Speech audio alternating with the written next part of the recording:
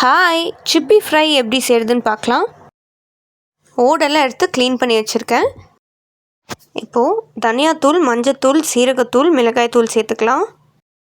மிளகுத்தூள், உப்பு, இஞ்சி பூண்டு பேஸ்ட் கொஞ்சம் சேர்த்துக்கோங்க.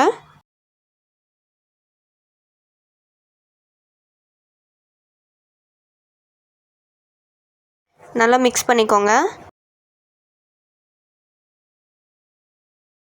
கடாயில் எண்ணெய் ஊற்றி கடுகு, வெங்காயம், கருவேப்பிலை, பச்சை மிளகாய் சேர்த்து நல்லா வதக்கிக்கோங்க.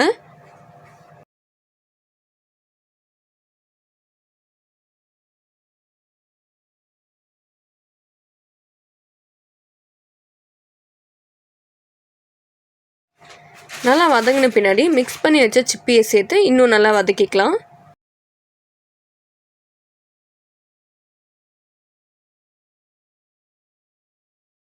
மூடி போட்டு ஒரு 5லேருந்து 10 நிமிஷம் வேக விடுங்க.